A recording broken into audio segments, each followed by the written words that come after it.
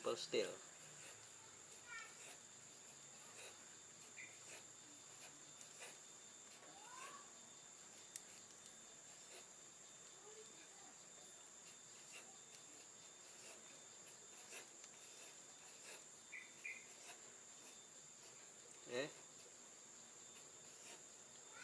Simple steel.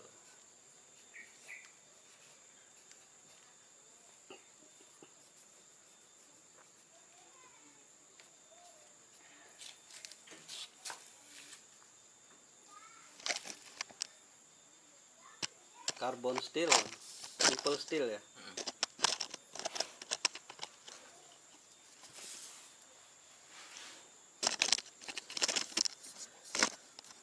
Nah, jadi kalau disebut simple steel itu ya memang, jadi lihat belakangnya aja bang ini. Ini dasarnya kan, basicnya ini dulu nih. Ini dibilang simple steel karena memang beberapa komponennya masih standar bang. Jadi cuma di sini cuman Fe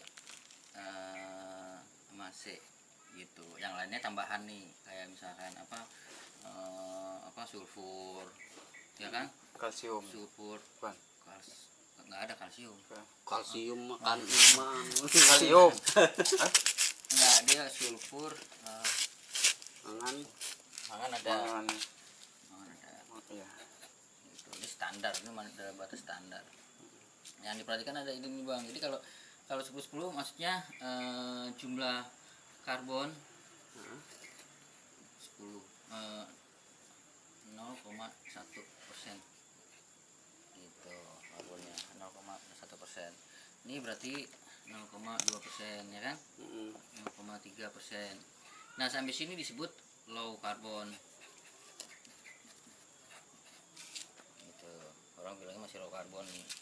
Nah kalau yang pas di sini nih bang, 1045. 1050 ini ada yang bilang ini medium.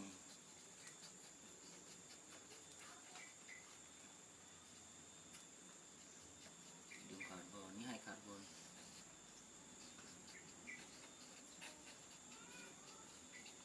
Nah ini dulu, ini dibilang simple steel nih bang. Nah, turunan ini ada namanya alloy. Alloy itu lebih ke misalkan kayak perak bener. Perak, dural, ya kan? Dia berdiri sendiri gitu ininya bang. Nah ini juga ada namanya disebut baja paduan tuh. Kita bilang belum dulu. Ini bisa dibilang stainless. Stainless. Ya kan? Stainless ini dibilang stainless karena dia punya kromium kan. Kromium itu biasanya up 13%. Tapi Eropa juga sekarang kalau nggak salah 18% deh. 18% sampai 20% jumlah kromnya. Gitu loh. Ini masih berdiri sendiri bang. Jadi kalau misalkan high karbon, artinya dia ngambilnya dari sini nih. Dari 60. Nah, misalkan dia 1060 ditambah krom 20. 20% misalkan. Gitu. Ya kan? Totalnya ini. Naik deh jadi. Naik ya betul. Nah, krom ini stainless ini kan ada yang dipakai aplikasi misalkan buat interior. Ya. Nah, itu kebanyakan nggak usah ada karbonnya karena kan memang nggak diperlukan di situ gitu. Nah kenapa stainless ini dia tahan karat, tahan bercak? Karena ada kromnya tadi. Karena ada kromnya. Ya. Jadi sifat si baja ini, sifat si besi, sebenarnya besi ini cenderung dia berkarat, keluar berkarat. Nah kemudian kita tambahkan C di sini. Jadi namanya baja kan. Jadi biasanya strukturnya kubik. Ini C. Nah dalam keadaan terpisah atomnya ini itu C-nya itu di dalam ya.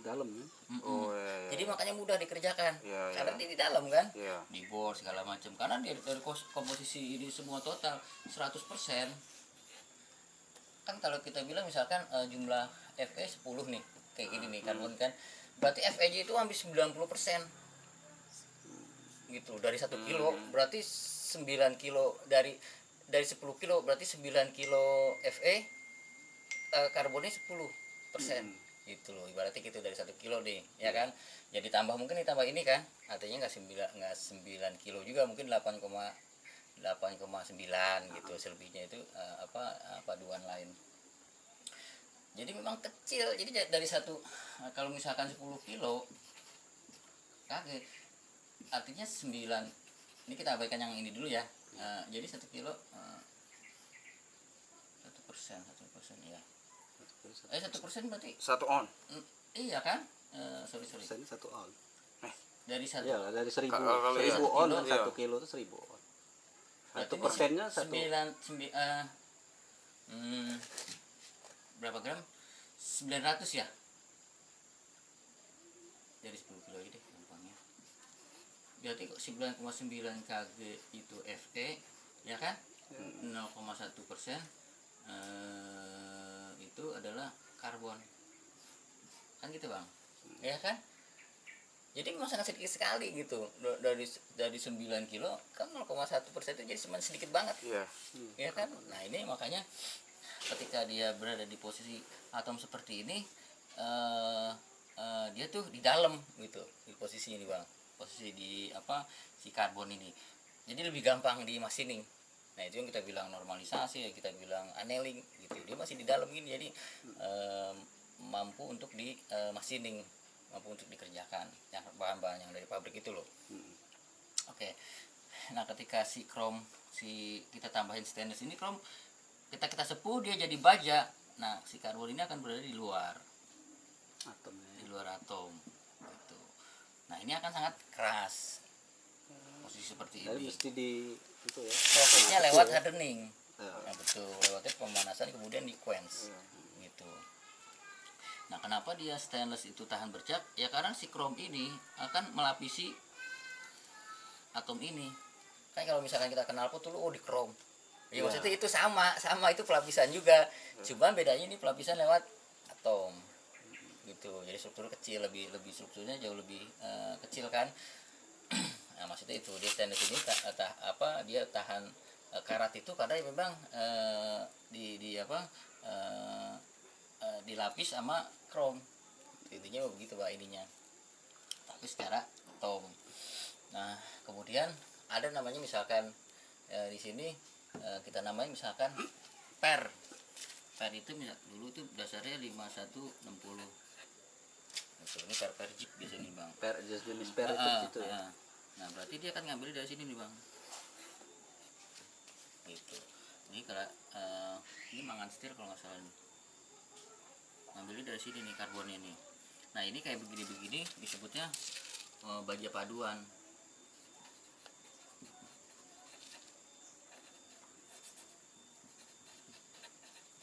Baja paduan lebih kepada bahan-bahan simple ini itu nanti diaplikasikan untuk kebutuhan tertentu, spare part kah, mesin potong kah, mesin bor kah, gitu. Dia ngambilnya strukturnya dari sini nih, gitu. Ini karbonnya 1%, ya kan? 95 nih sama 1%. Ini 84%, ini 75%, ini 60. Memang kadang-kadang ada ganjil-ganjil seperti ini nih. Saya juga nggak ngerti nih. Di sini mungkin standar kalau kita bilang 1040 gitu. Tapi baca 1040 jarang banget. Iya, 1045. 5. Ini ada 1055 juga. Ini 1070. Saya sih nggak pernah lihat, jarang banget. 1075 ada. Ini 1080 jarang juga. Nah, ini seperti penggunaannya ya udah sampai sini start. Nah, kalau di dua segala macam itu kita lebih kepada spesial sebenarnya, saya bilang tuh spesial tuh, karena karbon itu kalau misalkan di dua itu 1,5% SLD kan, atau SLD D2 1,5 ya. Kok gede jadinya? gede di atas ini. Teman memang baja-baja tertentu seperti itu, kayak misalkan GDP 3% ada itu. Jadi di luar ini aplikasinya udah sangat khusus, tapi maksimal biasanya yang dipakai buat cutting itu 3%, maksimal itu 3%. Max karbonnya 3%. Nah, Spindelco biasanya pakai ini. Oh. Gitu. Jadi di atas itu ada sangat brittle. Ya. Kebanyakan karbon juga jadi brittle. Kebanyakan kayak misalkan baja apa? Baja kelabu tuh yang pakai buat pompa itu kan 6%, Bang. Jadi gampang patah kan. Iya. Nah, ini segini. Baja paduan itu misalkan kita di 160, 52, 100. 52 nih serinya biasanya ini 100-nya karbon. Ya kan? Mau dengan 1%. Ini disebutnya chrome steel. Nickel steel, sorry, 52 itu nickel steel. Nickel steel. Oh, Bang, ini nickel juga. Nanti ada mangan steel. Iya. Ya kan, macam-macam tuh ini. Ya begini lah ininya. Nah, ini kita bilang ya baju-baju paduan seperti ini. Banget yang bikin lagi ya. Top ini itu ada 10 mikron, ada 20 mikron. Ujung top ini nih. Ya artinya kan kita memang sampai top ini maksimal, bisa dong ngebelah 180 mikron mah. Ya kan? Ya cuman Rambut berapa? gitu maksudnya. Jadi yang penting ini nih, mampu gak kita menciptakan struktur yang halus? Karena baja ada risetnya baja. Iya. Ada baja ada risetnya. Jadi ketika si kumpulan atomnya itu nanti diukur tuh berapa sih dia bisa mencapai sudut paling tajam, berapa mikron gitu di atasnya. Karena penampangnya sama di sini sama di sini di ujung sama. Ya kan dia kan tetap ke puncak pun tetap dia ada landasan kan. Ada area datar gitu, Bang. Oh, boleh tajam kayak begitu enggak? Nanti ada datarnya, cuman kan berapa mikron gitu masalahnya, betul nggak? Tetap ada dataran kecil apapun. Nah, tetap ada dataran, cuma berapa mikron. Nah, yang dibilang tajam ini, Bang. Jadi ketika kita kencing, mampukah kita mencapai top ujung pisau ini mencapai sekian mikron. Ini udah sangat tajam, Bang, udah sangat tajam banget. Ya perbandingan rambut aja. Ya kan rambut itu 120 mikron. Itu ketajaman itu pasti di bawah itu. Nah, kedua adalah media asa. Media asa apa yang kita pakai nih? Kalau dia terlalu keras kita pakai juga. Kalau media yang rontok kan. Gitu. Nah, itu artinya memang kan biasanya kan sepadan. Ini juga nggak terlalu banyak rontok. Dia nanti nekuk. Pun bajanya juga nggak cepet habis, kalau mengelangkung karena kehabisan terus diasain. Nah gitu. Nah saya lebih melihat seperti ini. Jadi kalau kita bicara pisau adalah satu bisa tajam. Kalau saya bilang nih versi saya nih ya kan.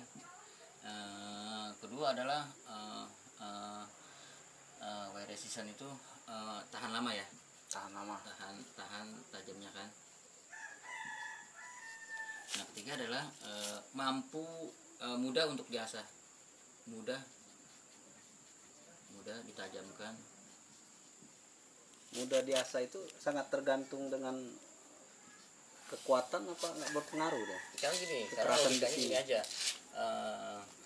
Kita ambil misalkan pisau-pisau potong kertas, ya, kita coba asah. Licin. Pasti licin. Tapi cuma sekarang kita naik gunung kan, ya kan. Jadi kita bawa D2. Dulu kan kita bawa gerinda. Iya benar. Logikanya kan begitu, Bang. Kan enggak juga. Ya kan kita ngasah di batu. Ya kan ngasah di ya artinya media-media yang memang sekiranya bisa lebih agak keras gitu, sepadan gitu. Iya. Nah, ini nggak cocok ternyata yang seperti itu. Nah, yang dimaksud untuk mudah untuk ditajamkan adalah lebih kepada tools atau pisau yang memang telah kita sesuaikan penggunaannya. Artinya bukan cuman tadi aplikasi khusus seperti misalkan di outdoor, tapi memang penggunaannya memang ternyata ya memang mudah di maintain. Kayak orang motong, ya kan? Ya. Orang nggak usah ngetes sampai berapa puluh gitu, nggak usah. Ya asal mudah dikesek, ditajamkan lagi. Karena edge itu bisa melintir gini, Bang. Ujungnya itu bisa melintir gitu, karena kita aplikasikan. Itu dilurusin lagi, di honing. Edge itu bisa lentur. Sangat tipis itu begini bisa lentur gitu, dia ngelurusin lagi ininya gitu. Nah ini orang memang ini kan memang bahasanya kalau kita bilang disebut tajam itu memang kecil sekali, tapi kita rasanya tahu gitu, kita pegang oh ini melintir nih ujungnya ini kayak begini. Dia nggak, ya memang nggak begitu. Itu kadang kayak kayak pocong gitu, ada ujungnya sedikit. Itu nih bang. Oh, kecil banget nggak kelihatan lah, udah ukuran mikron. Burnya itu kadang bur kan kalau lagi ngasak Iya. kelihatan tuh. Iya, Bur. Tapi kalau udah ukuran kecil sekali pakai misalnya 40, kemudian 120, kemudian 240, kan lama tipis kecil kan. Nah di atas 1000 udah susah bang, kita ngerasain itu udah susah. Jangan-jangan malah bentuknya malah misalkan begini, minggul gitu, minggul terus baru ujung gitu loh. Berarti kita ngasah Ini malah nggak bukan kena tajam. ya kan, ininya masih ada ujungnya nih, topnya nih, ini kena pinggang. Yang kita asah ininya doang nih, pinggangnya doang. Ujungnya mah nggak kena. Makanya nggak tajam Ya, dia malah ya, tajam. padahal udah diasah berjam-jam tapi nggak tajam-tajam kan. Nah itu ya. Karena kita nggak bisa nyampe sudut potong, kita bilang. Ya kan kita bilang kan ini sudut potong, ini pinggang. Kalau dia ada ecekan. Ya kan kita ngerti kan ini udah ya kecil sekali, susah kita ngelihatnya. Nah ini kayak ini saya bilang kayak gitu bisa ditajam. Ya kayak penggaris bisa kita tajamin, cuma kan nggak tahan lama. Iya benar, bahan ya. Kan juga. Nah yang penting ini nih, tahan sama mudah ditajamkan, kriterianya itu. Pisau keramik Pisau keramik. lama nggak bisa diasah bang. Itu dengan nampak yang ini ada nggak bakal bisa diasah. Ya seperti itulah. Keramik ngasah bukan diasah. Bisa dibilang akan menstandarkan bahan-bahan ini nih bang, tapi memang namanya disesuaikan. Makanya harus dikenal ekuivalen gitu. Oh, jadi dia klasifikasi sesuai dengan ininya. Betul, karena yang misalkan kayak kita anggap misalkan kayak saya bawa pakai HP deh, ambil HP.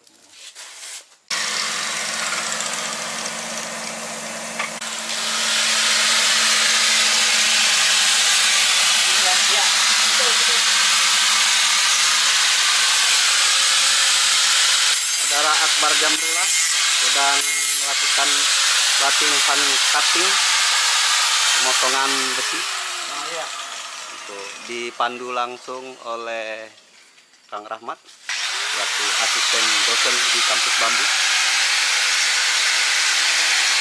Sebuah teknik yang sangat baik yang diajarkan oleh kampus Bambu. Bagaimana teknik pemotongan besi yang benar dengan menggunakan mesin gerinda, dengan teknik dari belakang didorong ke depan. Halo Kang Rahmat. Oke.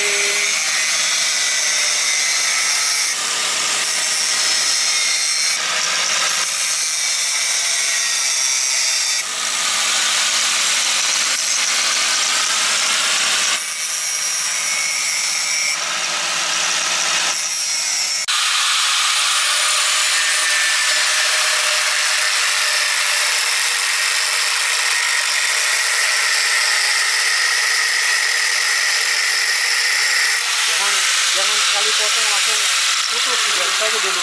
Oh, ngemal dulu ya. Nah, ngemal dulu. Ini kurang ini karena nanti pasti kesini dia mentok tuh. Jadi harus agak miring ya. Harus agak jauh. Nah, ini semuanya. Ininya ya. Kita mesti motongnya pas di garis ya. Nah, jadi kalau karena ini kan maunya mepet nih. Mm-mm. Kalau kita potong di luar garis, ntar kita potong lagi maunya, ya kan? Ya, Nah, beberapa kali motong ya. jadi mendingan ini langsung karena ngepas. Ini potong sini langsung. Bagusnya sih potong satu lepas sampai lepas. Lepas potong sempurnain dulu Nah, ya. nanti jepit lagi yang sebelah sini. Iya. Potong. Oke. Coba. Mau contohin lagi atau langsung coba? Mau dicontohin lagi atau langsung coba? Ini buat coba kan. Oh, langsung aja coba. Nggak usah dicontohin. Itu diikat aja. Mana dari tadi sudah diikat. Udah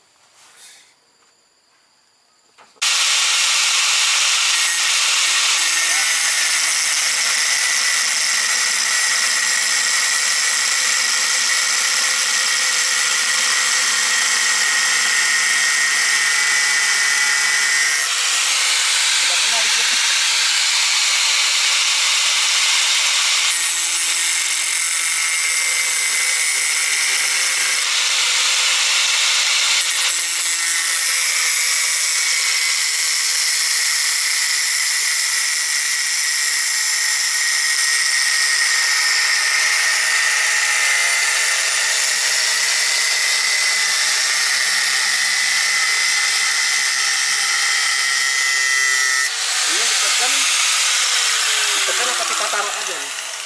bagusnya sih ditaruh. Ditaruh aja.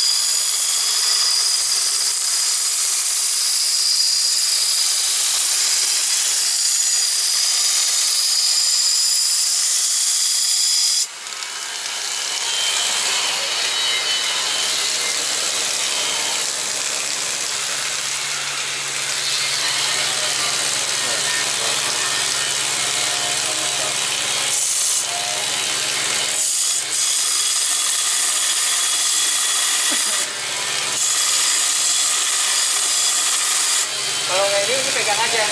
Pegang ya. Menahan.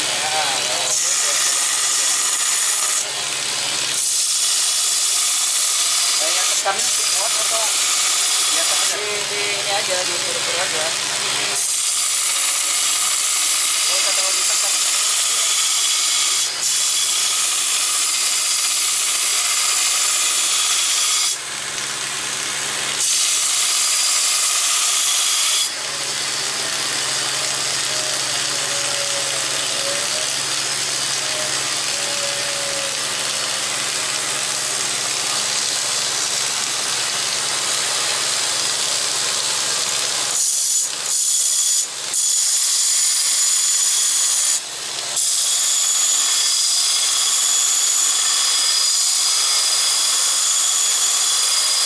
Nah ini misalkan ini kalau di tengah ini benar baris nih. Apanya? Nah ini nih, jadi ngikutin dia. Oh Iya kan? Jadi kita mesti tetap di posisi Ini sentral di terus ya. tengah, ya.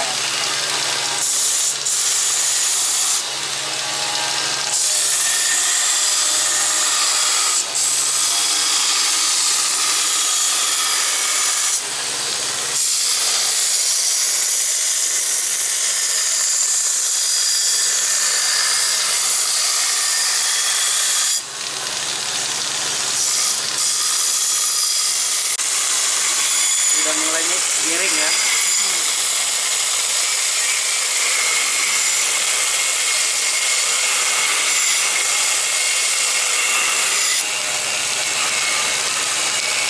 Kita bikin garis Ini kayak gitu. bobo gitu loh. Versi Sultan.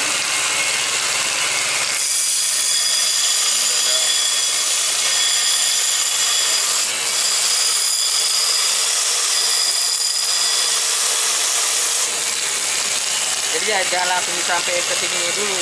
Kita dari sini dulu tengah ngabisin kan, pelan-pelan baru nyampe sini. Ya, jadi jangan ke sini, jangan langsung di sini. Kita ngambil di tengah dulu, jangan di bawah dulu dari sebelah sini, di depan. Biar nggak kebablasan.